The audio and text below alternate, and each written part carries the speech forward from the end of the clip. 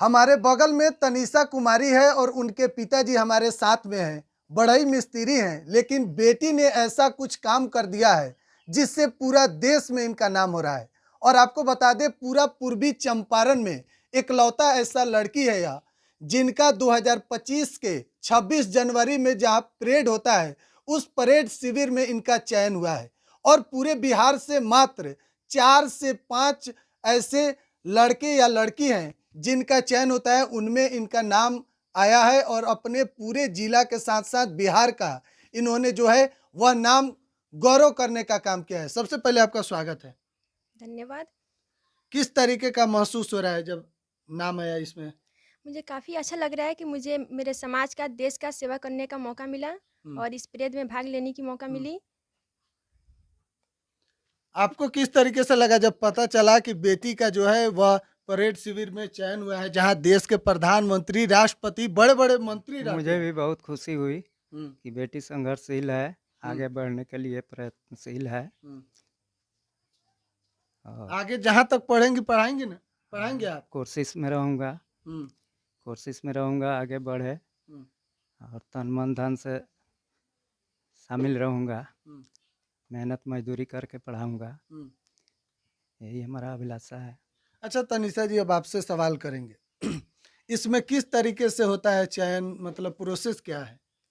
NSS मतलब national service scheme, या एक समाज कल्याण का कार्य करने का अवसर देता है। हम्म, मुझे समाज कल्याण करने के एक यह प्लेटफॉर्म दिखा, जिसके हम्म, कारण मैं इसमें जाना चाहिए हम्म। और मुझे मेरे कॉलेज में, यूनिवर्सिटी में और पीआरडी में सिलेक्शन हुआ। कौन यूनिवर्सिटी से आप हैं? मेरा कमलेश्वर सिंह दरभंगा यूनिवर्सिटी है हम्म, और मेरा कॉलेज श्री ऋषिकुल ब्रह्मचारी संस्कृत महाविद्यालय है। हम्म। और मेरे NSS officer doctor Ranjana Bharati ma'am रही हैं और कोऑर्डिनेटर डॉक्टर सुधीर कुमार झा रहे हैं।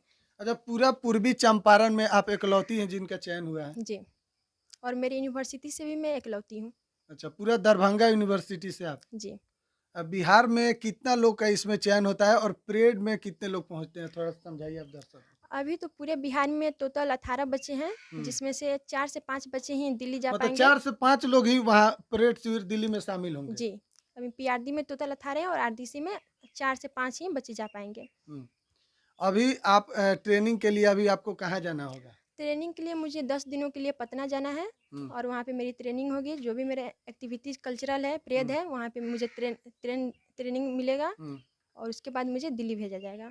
अच्छा, जब परेड होता है उसके बाद राष्ट्रपति से सम्मानित होने का मौका मिलता है, प्रधानमंत्री से मुलाकात होता है। जी, 26 जनवरी के परेड के बाद हम्म, राष्ट्रपति भवन में राष्ट्रपति से सम्मानित होने का मौका मिलता है, सर्टिफिकेट मिलती है, उन लोगों से बात करने का मौका, हम्म, ऑटोग्राफ का मौका। और ऐसे बहुत सारे मिनिस्टर हैं, जैसे प्राइम मिनिस्टर, प्रेसिडेंट और हम्म, अदर भी हैं जो मिनिस्टर हैं, उनसे मिलने का मौका मिलती है। हम्म।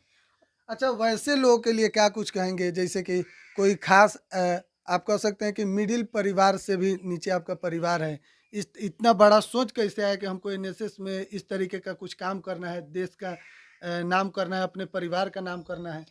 सर, जैसे कि लॉकडाउन लगा तो हम्म। मैं देखी कि मेरे अगल-बगल के बच्चे हैं, सब पूरे देश के बच्चों का पढ़ाई डिस्टर्ब हो गया। डिस्टर्ब था, हम्म, रुका हुआ था, तो मैं अपने अगल-बगल के बच्चों को पढ़ाना शुरू की। हम्म, फिर उन लोगों में देखा कि बच्चे पढ़ने वाले हैं, उन लोगों को हम्म, मैंने पढ़ाना शुरू किया। ऐसे बच्चे थे जिनकी पारिवारिक स्थिति सही नहीं हम्म, थी, वो पैसे देने में सक्षम नहीं थे और लॉकडाउन में सबकी स्थिति भी दयनीय थी, हम्म, तो उन लोगों को मैंने निःशुल्क पढ़ाया। हम्म, और धीरे-धीरे मेरी कोचिंग है पिपरा में, पिपरा स्टेशन इंग्लिश हब, हम्म, जिसके डायरेक्टर मेरे भैया हैं रवि रोशन सर। हम्म, और उसमें मैं भी बैच लेती हूँ।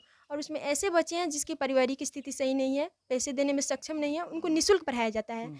और कुछ ऐसे भी स्टूडेंट हैं जो ठंड के मौसम में काँपते हुए भी पढ़ने आएँगे, इतना हम्म। उनके मतलब पढ़ने का जुनून मतलब होता है। उनके पास कपड़ा भी नहीं है, मतलब गरीब बच्चे आते हैं। गरीब बच्चे हैं, उन्हें हम्म, कपड़ों के लिए बोला जाएगा तुम भरपूर कपड़ा पहन कर आओ, पर्याप्त हम्म, कपड़ा पहन के आओ, तो बहाना बनाएँगे कि दीदी धोया हुआ है, सर धोया हुआ है, हम्म। सूखा नहीं था। तो उन लोगों को हम लोग मतलब समझते हैं कि ये इसकी स्थिति सही नहीं। फिर झूठ बोल रहा है, इसके पास कपड़ा नहीं हाँ, है। पूरे क्लास में झूठ बोलता है, वो बोल नहीं पाता, तो बाद में सर उससे मिलते हैं, फिर हम लोग उसको कपड़े प्रोवाइड करेंगे, या पारिवारिक स्थिति नहीं है तो निःशुल्क पढ़ाएँगे। हम्म, पढ़ने वाले बच्चे ऐसे हैं जिसकी स्थिति सही नहीं है, तो उसको पढ़ाना ये हम लोगों का कर्तव्य है। हम्म।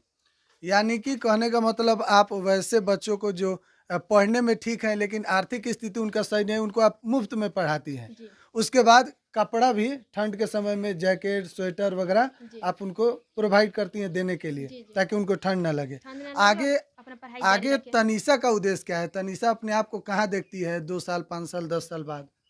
सर मैं समाज के साथ साथ देश का सेवा भी करना चाहती हूँ, जिसके लिए मुझे डिफेंस लाइन में जाना है अच्छा।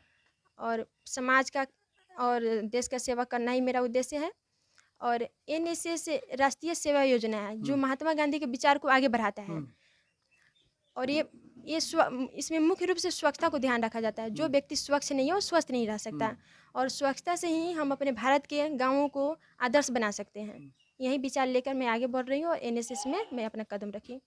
डिफेंस लाइन में कौन डिफेंस में? एयरफोर्स में या आर्मी में, नेवी में या फिर पुलिस लाइन में? सर ऑफिसर लाइन में। ऑफिसर लाइन में जाना ऑफिसर चाहिए। Line IAS, IPS? जी, हुँ। इन फील्ड में जाकर मैं समाज की सेवा करना चाहती हूँ और देश की सेवा करना चाहती हूँ। अच्छा, वैसे लोगों के लिए आप अब मिसाल बन चुकी हैं पूरे चंपारण में। जो लोग छोटे से आप अपने इस गाँव का पहले परिचय दे दीजिए। कोई बहुत बड़ा इलाका है नहीं, शहर से काफ़ी दूर है। यहाँ ढंग से मतलब उतना कुछ भी व्यवस्था नहीं है। जी, ये चकनिया गांव है जो पिपरा थाना क्षेत्र के अंतर्गत आता है। मेरे गांव के मुखिया श्री बाबू यादव जी हुँ, हैं और यह एक ग्रामीण इलाका है। यहाँ हुँ। कुछ मतलब ये शहर से ढंग से मतलब नेट भी काम नहीं करता होगा। जी, हुँ, और मेरे घर के बगल में ही स्कूल है तो बच्चे मुझसे जुड़े हैं। उनको जो भी दिक्कत होती है, कोई भी प्रॉब्लम होता है तो दीदी मुझे ये इसमें दिक्कत है, ये समझ में नहीं आ रहा है, तो मैं उनको समझाती हूँ और बताती भी हूँ और बच्चे मुझसे जुड़े हैं। आप मानते हैं कि अगर सफलता हासिल करना हो या फिर सोच अगर आपका आगे हो तो फिर ये सब चीज़ मायने नहीं रखता है, गाँव, समाज? बिल्कुल नहीं, ये सब हुँ। मायने नहीं रखता है। जो आगे बढ़ना चाहता है वो किसी भी परिस्थिति में आगे बढ़ सकता है। वैसे लड़की के लिए आप क्या कुछ कहेंगे जो लोग गरीबी का हवाला देते हैं, तरह-तरह का बहाना बनाते हैं? सर बहाना बनाने वाली की तो कमी नहीं है, हुँ, पर लड़कियां जो हैं वो जो हैं, मैं उनको नारी सशक्तिकरण को लेकर भी काफ़ी बढ़ावा देती हूँ। हुँ, मैं उनको उनका अधिकार, उनका जो हक है वो बताती हूँ। हुँ। अच्छा, एक बात बताइए, पूछना तो नहीं चाहिए, इतना कम आपका उम्र लग रहा है, मतलब ज़्यादा उम्र आपका है नहीं और बातें आपकी जो है वह बहुत बड़ी-बड़ी है, मतलब कि नारी सशक्तिकरण, समाज के लिए आप बात कर रहे हैं, खुद डिफेंस लाइन में जाने की बात कर रहे हैं, देश के सेवा की बात, मतलब ये बचपन से ही था या किसी को देख के आप मोटिवेट हुए हैं? सर मैं बचपन से अपने भैया की गाइडलाइन में रही हूँ और हुँ, या उन्हीं की गाइडलाइन है। हुँ, जो भी है वो मेरे टीचर भी हैं, बड़े भैया भी हैं और मैं उन्हीं की गाइडलाइन में आज तक रही हूँ और हुँ, जो भी है मेरा आज उन्हीं के कारण है। हुँ। ये भैया का आपका नाम क्या है? मेरे भैया रवि रोशन कुमार हैं, हुँ, जो कि अभी कोचिंग चलाते हैं, कोचिंग हुँ, पढ़ाते हैं और उनके कोचिंग से अक्सर बच्चे टॉपर निकलते हैं, हुँ, state topper, district topper, Pipra topper. हुँ। बस मैं उन्हीं की कोचिंग में अपना क्लास लेती हूँ, क्लास देती हूँ।